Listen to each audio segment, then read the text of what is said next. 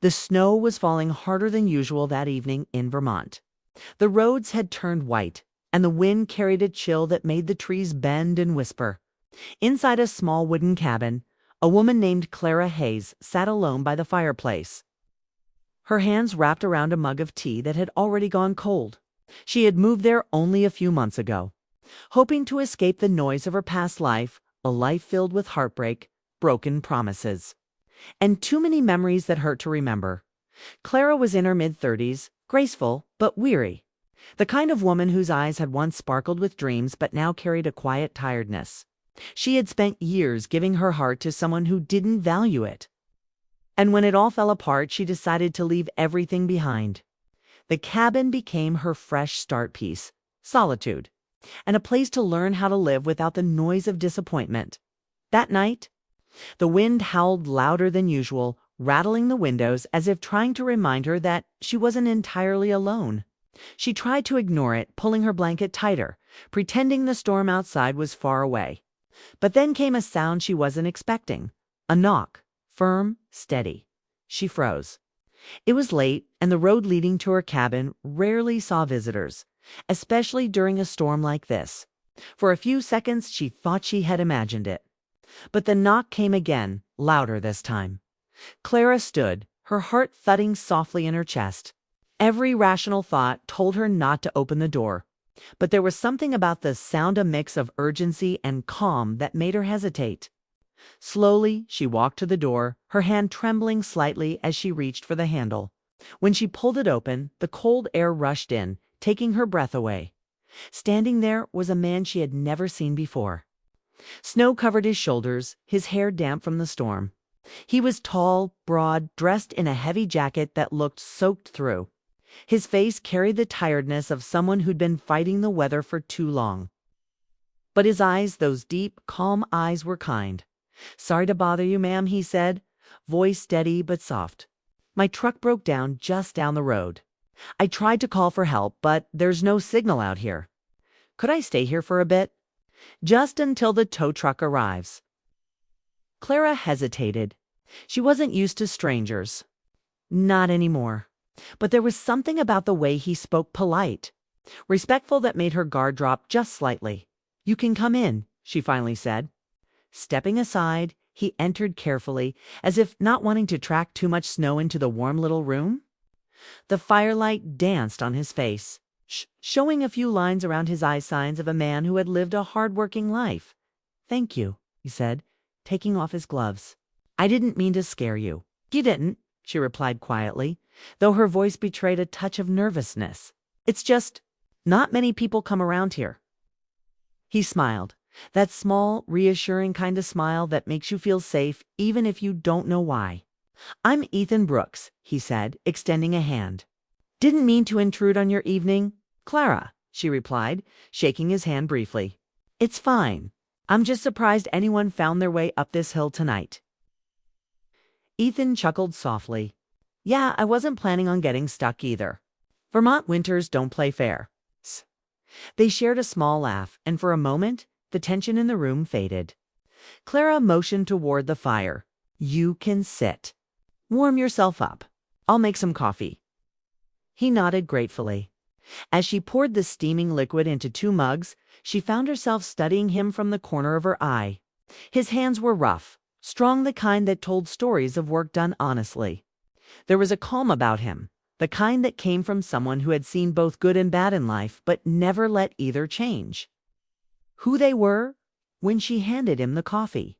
He thanked her, his fingers brushing hers briefly, just a fleeting touch, but enough to make her pulse quicken for reasons she didn't understand.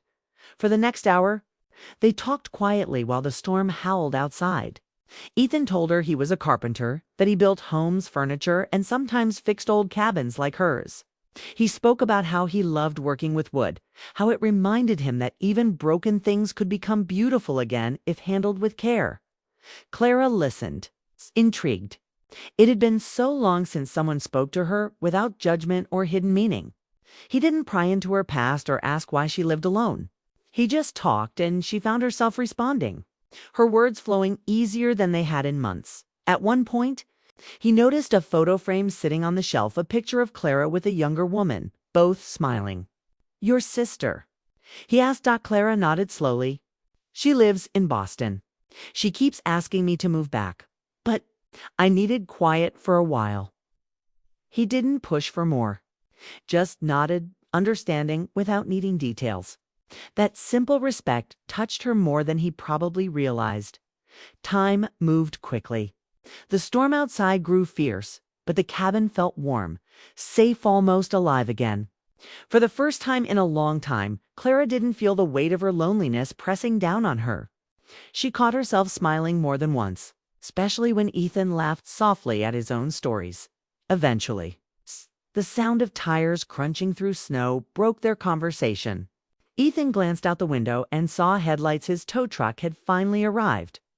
"Well," he said, setting down his empty mug, "looks like my ride's here." Clara stood, a strange sense of disappointment tugging at her. "I guess you should get going before the storm gets worse." "Yeah," he replied, slipping his gloves back on. "But thank you, Clara. You didn't have to open that door tonight." She smiled faintly. "It's nothing." He paused at the door, turning to look at her one last time. "It's not nothing," he said quietly. "Sometimes letting someone in makes all the difference."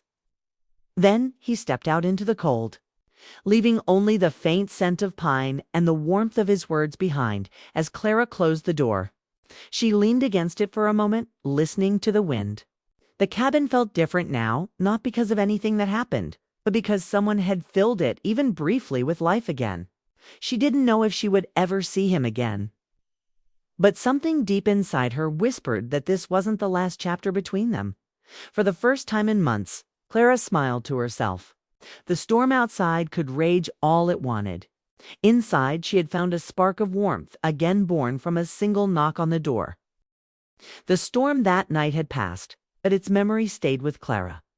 For days after Ethan left, she found herself glancing at the road outside her cabin, half expecting to see his truck again.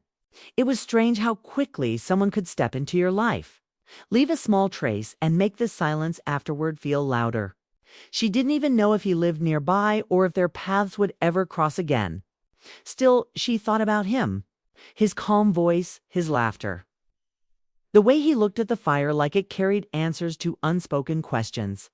A week later, life slipped back into its quiet rhythm. Clara spent her mornings reading by the window and her afternoons painting, something she had stopped doing years ago. Her paintings had always reflected her emotions, and that week they were brighter soft blues, warm oranges, and golden light. It was as if Ethan's presence had left a warmth behind, one that lingered even after he was gone. Then, on a Thursday afternoon, as the sun dipped low behind the pines, Clara heard a sound outside, the crunch of tires on snow. Her heart raced before her mind could reason. When she opened the door, there he was, Ethan, standing by his truck with that same gentle smile. "Hope I'm not intruding," he said, brushing snow off his jacket. "I was working nearby and thought I'd stop to see how you were doing." Clara's surprise melted into an honest smile. "You found another excuse to get stuck out here, didn't you?" He laughed. Maybe I just wanted another cup of your coffee." That simple line made her laugh too, and she stepped aside. "Come in before you freeze." From that moment, the cabin began to change again. Ethan brought an energy with him that was hard to describe, steady, grounded, and yet full of quiet light. They sat by the fire once more, but this time it wasn't awkward. It felt natural, familiar, as if they'd known each other far longer than a single night. Ethan told her he'd grown up in a small town not far from there. He'd taken over his father's carpentry business after his parents passed, and though it was hard work, he loved it. "Wood's honest," he said, running his thumb along the grain of her old table. "It doesn't hide what it is. You just have to listen to it." Clara listened closely. There was something comforting about the way he talked simple truths, spoken with quiet wisdom. She realized how long it had been since she'd sat with someone who didn't fill the silence with noise. Ethan's silences were peaceful, not heavy. They allowed her to breathe. When she asked if he ever got lonely living out there, he smiled faintly. "Sometimes. but I'd rather be alone and at peace than surrounded by people who don't see me." His words hit something deep in her. She knew that feeling too well. For years, she had been surrounded by people who looked at her but never really saw her, the woman behind the smiles. The woman trying to keep everything together while quietly breaking. That evening, as snow began to fall again, Ethan noticed her struggling to light the old wood stove in her kitchen. Without a word, he took off his jacket and helped her fix it. He worked quietly, his strong hands steady, his movements sure. Within minutes, the fire was burning bright again. "You just needed to clean the flue," he said with a grin. "Guess I still have a lot to learn," she admitted. He shook his head. "You've learned the hardest part already, staying." They shared a look, brief, but full of something neither of them could quite name. As the hours passed, they talked about small things, music, favorite seasons, dreams they once had. Ethan told her about a cabin he wanted to build by a lake, one day a place filled with light, laughter, and love. "Somewhere that feels like home," he said softly. "Not just a roof, but peace." Clara looked at him then, realizing that he wasn't just talking about a place. He was talking about something deeper, something she, too, had been searching for. When the time came for him to leave, the night had already wrapped the world in silver. He stood at her door again, the same place they'd first met, and hesitated. "I'll be around next week," he said. "There's some repair work to do on a barn nearby. Maybe I could stop by again?" Her voice came out softer than she expected. "I'd like that." Ethan smiled, and before he turned to go, he added, "You know, you have a good heart. Clara, you've just forgot where you put it for a while." After he left, she stood by the window watching his taillights fade into the night. There was a feeling in her chest she hadn't known in years. Not quite love. Not yet, but something alive, something new. The next few days passed quickly. True to his word, Ethan stopped by again. Sometimes it was just for a cup of coffee, sometimes to help fix something around the cabin. Each time, their connection deepened in quiet, unspoken ways. He made her laugh, reminded her of simple joys, the smell of coffee at sunrise, the sound of snow melting from the roof, the peace of two people sitting together without needing to fill every moment with words. One evening, as they sat near the fire, he told her a story about losing someone he loved years ago. "She was my high school sweetheart," he said softly. "We had plans, life had other ones. Took me a long time to stop waiting for the future I thought I'd have." Clara listened, her heart tightening with empathy. "You must have loved her deeply." "I did," he said. "But I've learned that love doesn't end. It changes. It teaches you how to care better next time." For a long moment, neither of them spoke. The fire crackled softly between them. Then Clara whispered, "I think we both learned that the hard way." Ethan looked at her then, not just at her face, but through her, as if seeing every wall she had ever built and every piece of her that still hoped to be understood. Before leaving that night, he placed a small wooden carving on her tabola, tiny bird, its wings spread open. "I made this last night," he said. "It reminded me of you. You've got quiet strength." Clara didn't know what to say. She just smiled, her throat tight. "Thank you," she managed. When he left again, the cabin felt both full and empty at once. The warmth of his presence stayed long after the sound of his truck faded that night. As she lay in bed, Clara realized something had changed inside her. The walls she had built around her heart weren't as strong as before. The silence that used to comfort her now felt different, softer, warmer. Ethan had brought life back into that quiet little world. And though she didn't know where it would lead, she wasn't afraid anymore. Outside, the snow fell gently, and for the first time in years, Clara didn't feel alone. She had opened her door to a stranger, but what she had really opened was her heart to warmth, to kindness, to the simple possibility of something beautiful beginning again. Winter was slowly fading from Vermont, leaving traces of snow melting into small streams along the hills. The air carried a touch of spring, gentle, fresh, and full of new beginnings. For Clara, it had been almost 3 weeks since she last saw Ethan. Life had settled into a rhythm again. But not the same kind as before. Every morning she found herself glancing out the window, wondering if his old truck might appear at the end of her driveway. It hadn't yet, but hope had quietly taken root in her heart. She tried to stay busy. Painting, gardening, repairing things around the cabin had taught her enough to handle small tasks herself. But no matter what she did, his memory lingered. His laughter, his kindness, the way he listened when she spoke. He had made her feel seen again. It wasn't about romance or promises. It was about connection, something real. Something missing from her life for too long. Then, one mild afternoon, Clara was out near the porch cleaning flower pots when she heard a familiar sound, the deep hum of a truck engine. She turned, and there he was. Ethan stepped out of his truck, holding a small bouquet of wildflowers that looked freshly picked. His smile was the same warm, honest, easy. "I figured I'd make sure you didn't forget me," he said, walking toward her. Clara laughed, unable to hide the joy in her face. "Forget you? You're hard to forget. Ethan Brooks." He handed her the flowers. Then my plan worked. They went inside, and soon the smell of coffee filled the cabin again. The way he fit into her home felt natural, as if he had always belonged there. They talked about simple things, his work, the lake nearby, and how the town looked different now that the snow was gone. But beneath their words was a quiet understanding that something between them was growing, something gentle yet powerful. Over the next few weeks, Ethan became a part of her days. Sometimes he stopped by to help fix the roof or repair a broken chair. Other times, he just came to share a meal or talk about life. They spent hours walking the trails behind the cabin where the world felt untouched and calm. Clara found herself opening up about her past, her failed relationship, her decision to leave the city, and the loneliness that had followed. Ethan never interrupted, never tried to fix her pain.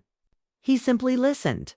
"You did what you had to do," he said one evening as they sat by the lake. "Sometimes walking away isn't giving up. It's choosing yourself again." His words stayed with her. They were simple, but they healed something deep inside. For the first time in years, Clara felt like she was no longer carrying her story alone. One afternoon, he showed up with a box of tools in his hand. "You mentioned that your fence is loose," he said. "Thought I'd help." Clara smiled. "You really can't stay still, can you?" He chuckled. "I'm better when I'm building something. Makes me feel useful." As they worked side by side, she watched him. The way he moved with focus, his hands sure and steady, his voice calm as he explained what he was doing, it all drew her in. There was strength in him, but also gentleness. He didn't just fix things. He cared for them, treated them like they mattered. When they finished, the sun was setting behind the hills, painting the sky in soft gold and pink. Clara looked at the repaired fence and said, "It's beautiful." Ethan wiped his hands and smiled. "It's sturdy now. Won't fall again. Thank you," she said quietly. He looked at her then, really looked. And something passed between them, men spoken but clear. It wasn't just gratitude, it was something deeper, something that had been building since that first night he knocked on her door, that evening. They sat on the porch, watching the colors fade from the sky. The silence between them was peaceful. Then, out of nowhere, Clara said, "You make it easy to forget that I used to be afraid of letting people in." Ethan turned toward her. "I wasn't trying to make you forget. I just wanted you to feel safe again." She nodded, her voice soft. "You did?" The next day, Ethan didn't come by, nor the day after. Clara told herself he must be busy, but a small worry began to grow inside her. Just as she was about to convince herself to call him, she heard another knock on her door. When she opened it, Ethan stood there looking tired but smiling. "Sorry I disappeared for a few days," he said. "Had to finish a big job in town. I missed our coffee talks." She laughed in relief. "You and your excuses. Come in before I change my mind." As they sat by the fire that evening, something felt different, closer, warmer. The air between them held unspoken feelings. Clara poured him coffee and said, "You know, you've become quite a habit around here." He looked at her, smiling softly. "Is that a bad thing?" "No," she said, meeting his gaze. "It's the best one I've had." They didn't need to say more. Their silence spoke for them. In the weeks that followed, the two grew inseparable. They went on small drives to nearby towns, shared meals, fixed small things around the cabin, and talked late into the night. The loneliness that once haunted Clara had vanished. In its place was something strong, something real companionship that came from mutual respect and quiet care. One night they took a walk under the stars. The air was crisp, the sky endless above them. Ethan stopped and looked up. "When I was younger, I used to make wishes on stars," he said. "Used to think they listened." Clara smiled. "And now?" He shrugged lightly. "Now, I think the best things don't come from wishes. They come from the courage to open the door when life knocks." Her heart swelled. It was such a simple thing to say, yet it held the story of their connection. She looked at him, her eyes soft. "That night when you knocked, I almost didn't open it." He smiled gently. "I'm glad you did." The night around them felt still, the kind of stillness that holds promise. They stood quietly for a moment, the world fading to nothing but the space between them. When they returned to the cabin, Ethan lingered at the door. "I should go," he said, though his tone carried reluctance. Clara looked up at him. "Or you could stay for dinner," he smiled, that familiar, warm smile that made her heart calm. "I'd like that." "Kay." That evening, as they sat across the table, laughter echoing softly through the cabin. Clara realized something. This was what peace felt like. Not perfection, not fireworks, just quiet moments shared with someone who truly understood her. Later, as the fire burned low, Ethan glanced at her and said, "You've changed this place, you know? It feels alive now." She shook her head. "No, Ethan, you did that." He didn't argue. He just smiled, and in that look, she felt everything words couldn't express: gratitude, tenderness, and something that was slowly turning into love. That night, when he left, the air felt lighter, the stars brighter. Clara stood at the window long after his truck disappeared, her heart full of warmth and something she hadn't felt in a long time: hope. Ethan had become more than a visitor. He was now part of her story, part of her healing. And though neither of them said it aloud, they both knew this was only the beginning. The years moved quietly after that first winter. Vermont's seasons came and went: rain, sun, and the golden calm of autumn. Time reshaped Clara's world in gentle ways. The once lonely cabin at the edge of town no longer stood in silence. It was now filled with laughter, shared meals, the sound of music from the old radio, and the warmth of two people who had learned that love didn't always arrive when expected. It came when it was needed most. Clara and Ethan's bond had grown stronger with every passing day. What began as chance and kindness had turned into a life built on trust, patience, and understanding. They didn't rush anything. They took their time learning each other's rhythms, fears, and dreams. Clara had found peace again. And Ethan, who had spent years wandering from one project to another, had finally found a home that felt alive. The cabin reflected their life together. He had rebuilt the porch, fixed the roof, and carved small wooden birds that hung from the beams. Each one symbolized a chapter of their journey. She filled the rooms with color, soft blankets, and plants that reached for the sun through the wide windows. Together, they turned what was once a shelter into a sanctuary. Every morning, Claire would wake up before Ethan, make coffee, and watch the sunrise from the porch. She would hear the creak of the floor behind her, then feel his arms wrap around her shoulders. "You're up early again," he'd whisper, his voice warm with sleep. She would smile and say, "Just watching the world start over." Those moments were quiet, but they meant everything. One afternoon, years after that snowy night when they met, Clara stood by the window as the first snow of the season began to fall. The memory of that night came back to her so clearly: the knock, the cold, the stranger who asked to come in. How simple it had seemed, and yet how deeply it had changed everything. She turned and saw Ethan outside, splitting firewood near the shed, his breath visible in the cold air. He looked older, now, his hair touched with gray, his face marked by time, but to her he was more handsome than ever. She stepped outside, wrapping her scarf tightly. "You'll catch a cold," she called out. He looked up, smiling. "I've fought worse storms." She laughed, walking closer, still pretending to be indestructible. "Maybe," he said, wiping his hands, "but only because I have someone worth staying strong for." Clara's heart warmed at his words. She stood there watching him for a moment, realizing just how much life had changed since that first meeting. She had once been afraid of trusting again, afraid of opening her heart. But now, looking at the man who had quietly rebuilt her world, she couldn't imagine her life any other way. That evening, they sat together by the fire as they had done countless times before. Ethan was reading an old book and Clara was painting. The flames flickered softly, casting golden light across their faces. "Do you ever think about that night?" she asked suddenly. He looked up. "The night I knocked on your door." "Yes," she said. "Everything started with that sound. If I hadn't opened it—" He closed the book gently. "You did, though. That's what matters. You listened to something inside you, something that told you to take a chance." Clara nodded. "You changed everything, Ethan. I didn't realize how empty my life was until you walked in." He smiled, his voice quiet but steady. "You filled mine too, Clara. Before you, I just moved from place to place, building houses for other people. I didn't know what home really meant until I met you." They sat in silence for a moment, the fire crackling softly. Then Ethan said, "Funny how life works. Sometimes it doesn't give you what you want, but what you truly need." Clara reached for his hand.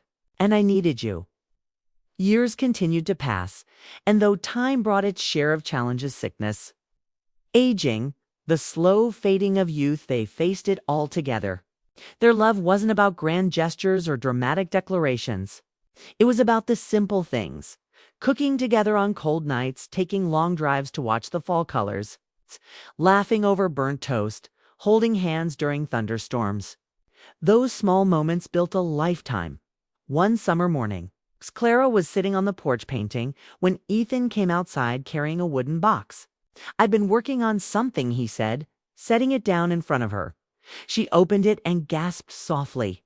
Inside was a hand-carved wooden heart, smooth and polished, with her name engraved on one side and his on the other. "I made it from the old oak that fell last year," he said. "Thought we should keep a piece of it with us." Tears welled in her eyes as she touched the carving. "It's beautiful, Ethan," he smiled shyly. "It's not perfect," but she stopped him with a gentle shake of her head. "It's perfect to me." That evening, they hung the wooden heart above the fireplace.